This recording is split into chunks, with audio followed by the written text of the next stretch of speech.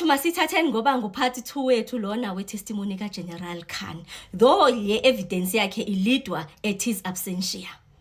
Yona le ngizoyithatha apha testimony yenzeke izolo nge6 kaJuly 2026, but because izolo bokusuku olukhulu kaGeneral Nhlanhla Mkhwanazi since wenza la ndumezulu ye press briefing, then I decide ukwenza the opposite. I know bakhona bebelindele into oba ndizothi awala General Nhlanhla Mkhwanazi ayini bafowethu.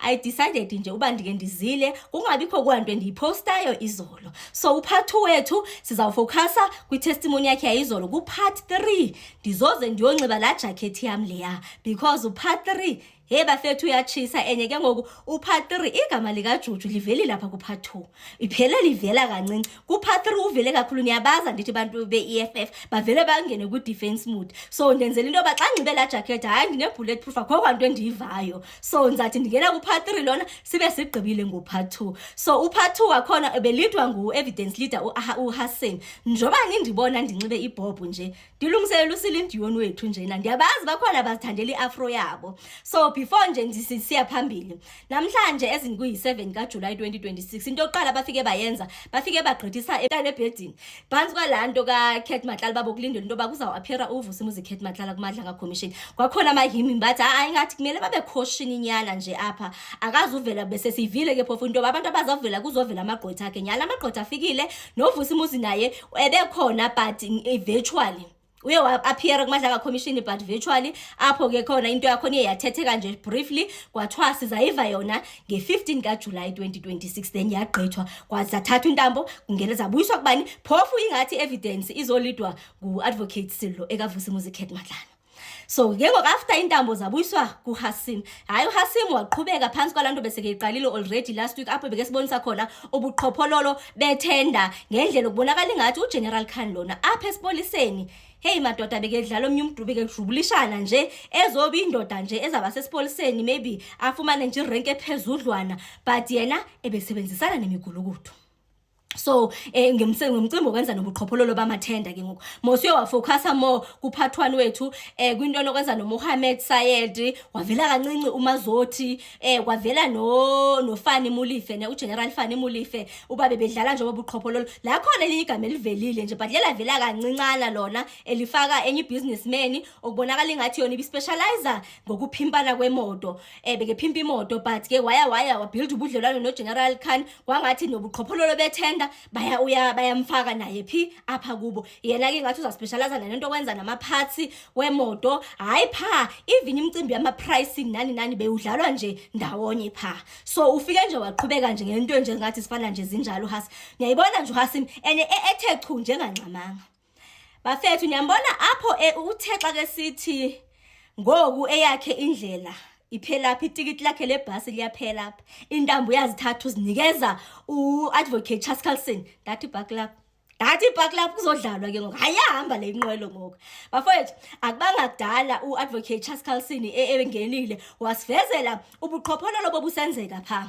Nizamkhumbula uViandri esinye sestory ne uViandri uPrestorius ubekubanjiwe nangoku ne ebanjelwa lamcimbi onokwenza kwelacala lo Brigadier Julius Mkhwanazi ebanjelwa lanto yokwenza nePressure Stone bebesebenza ndawonye mosebebesebenzisana nangoku usejele uba bebanjwe ngeweekend talking about that futhi thini bese ndiyigqithisa nje nayo nizakhumbula into oba ndendayitsho kwangeweekend into oba ukhona oseke banjiwe akubanga kwayidala kwayizolo salala sesazi ba owesibini ubanjiwe naye uzisile emapoliseni bayo appeara then ke ngoku nomnye okuthiwa naye uye wathi uzivezile ngoku kwathiwa ifemale xa kwathiwa ifemale that time ngahle nguwitness K law engicingela into oba inoba naye utheni ukhona ke kulo case leyo eyabo but postponelwe i16 yona so bazayo appeara nge16 sharp ke siphume nje apha sibuye kule. So lo Prestorius loyo uViandri ayike apho kukhona iconversation so kubonakala ingathi kulento yaba ndithi ngaba vele sibazi from kwiside leyo General lo Julius Mkhwanazi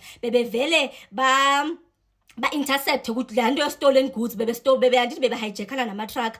Then ke ngoku kumhijackwana netrucka, uViandri uthatha uripotela bona uMohammed bafaka uGeneral Khan apho noMazothi into yoba hey sesipopile mabakhawuleze kuyofika kuloo ndawo leyo. Ziyabona hayi iitrucka zikhona ke apho ku-interceptweni ke apho ku-interceptwe itrucka egcwele inqumbi yezo cigarettes ezo. Ngendlela okubonakala ingathi uGeneral Khan ebeze bancedisa ukulwa nama-competitors wabo, because ngoku it means batshontshela ababanye abakwi-competition nabo. So into nje ngathi njalo nje pha talking about i-cigarette ye-Canilex ne which is le eyabo Mohammed Sayed. Bafethu le nto yabo Mohammed Sayed akhona amahimim athi in fact I was forwarded that information into yoba ezi cigarette zabo azivamisanga ncam ukufumaneka even nabo my friend. Zona uzazifumana le ezitrongweni kwi-shop ezasezitrongweni. Uba zingena njani zithini, that is another story for another day. Sharp sifocuseni apha. So aveza nje into enjalo ayidlaliwe ke lo trucker apho ke nyani uyaforwarda omnye forwardela omnye njalo ngiyawazi mos lo forward wabo ngokungathi bafuna ukulahla nje umkhondo. But bottom line is that uGeneral kube khona apho uGeneral Khan kumele ba avele as i-top brass yephoyisa elizothini eliza kule crime scene. Zizathathwa ke inoba ezozinto because confiscate inoba kuthiwe babanjwa ne-pictures amadoda abantu belele phansi zikhona khonapho inoba izawutsho njalo into zinoba ke ngoku ziphinde zithathwe ezi cigarettes zinikezwe bani zinikezwe bona aba kanje kuyokwenziwa imali. Yinto nje ngathi njalo isini esesayiphiwa nangu-advocate Charles Carlson, because izolo ithe iphele imadlanga iphele umuntu oseke leader i-evidence kungu-Charles Carlson. Kulapho ke ngoku eqalisa ukusipha khona into yoba hayi mani eziba esibonisa ubudlelwane buka-General Khan nabantu nje abangaqondakali okanye especially kule role beke yiyo. Usivezela omnye uba mani kwaloo nto lona lo businessman lona sithetha ngaye na uvali lona kukhona lapho seke kwazi khona ukuba sebenzela lama favors mos ngo uthumelela i-information athumela i-case number leyo ikabani is more of count jongele yona. So iqale apho leyo xa kuphunywa apho kungenwa kule nto nokwenza ke ngoku nabani noJuju nalanto yase VBS necase yasesentini apho nayo uJuju kwabonakala efuna khona i-information. But uthe xa kagqiba ngena apho hayi nje ilanga la namhlanje nge7 nje hayi belidedicated into yoba umfana kaCharles Carlson uzongijongana ngqo noJulius Malema afocus nje kuye. So indeke i-testimony yakhe yakhe kwelaqala so izafuna into yoba ndiyenzele yayo ipart yodwa. So basically that's more or less what happened ngo-part 2 apho besiboniswa khona uba uGeneral Khan yinhlobo enjani yendoda ibisenzani. Bafethu akhona amahimim athi uGeneral Khan lona yindoda eyahamba nje ngentoro njoba ngoku pha eziphe amagama futhi kaGeneral Ndlandla Mkhwanazi kuyeyona general erich kuzegqitha zonke phi esipoliseni. Ndizabuya no-part 3 bafowethu before i-part 3 kodwa ndizaqale in between because ndifuna ukunipha ixesha loba niphefumle kupha following post yami ndizokhavara into nokwenza no-Lieutenant General Mfazi. Then after yona ke kulapho ndizawukwenza khona u-part 3 le evidence okanye le testimony noba leliphi nje logama olinambithayo ngendlela olinambitha ngayo eka-General Khan. So, Chair, that's for now. That's it from me. I will be back, but the next chapter is going to be presented by Mr. Chaskelson. And I think if we were able to take a short adjournment to allow him to set up, that would be appreciated. Let's adjourn. We'll come back when we are told to. Thank you, Chair.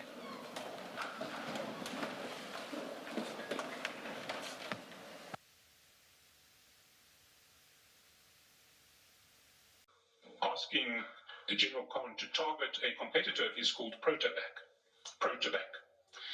It starts at 5966, at the foot of 5966 on the 11th of June 2021,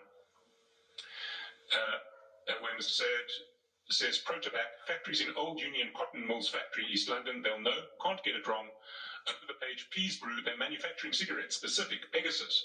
I need to F them outside. And General Khan says, okay, bro.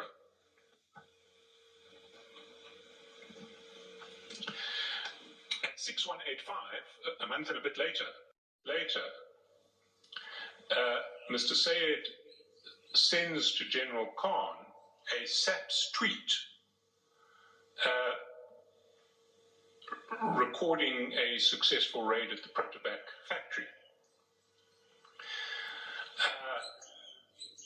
And he says underneath that on 6186, this is the same effer in East London, Protobac, that's busy with S ... there. Govinder's guys must seize it.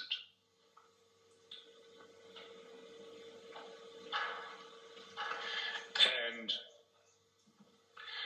at 6190, Mr. Sayed sends to General Khan a tweet from issued by SAPS, which describes a raid on Protobac. Not only does he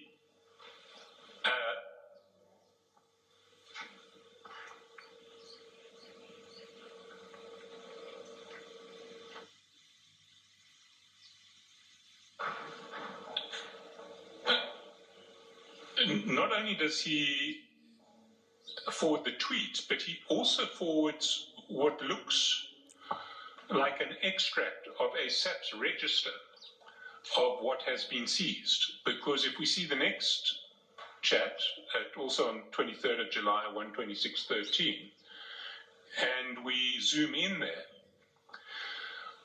what it shows is particulars of the goods detained. And it says 152 times 200 kilogram boxes of raw tobacco, 1127 times 200 kilograms of cut rag. And he says underneath, pro tobacco, all seized. Seems these people are doing funnies via a bond store.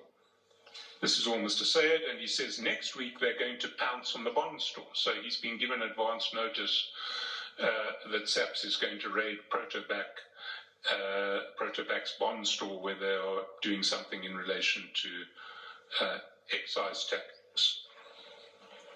And he then complains that there is a discrepancy between what is reflected as having been seized and the output of that, because he says after next week they're going to pounce on the bond store.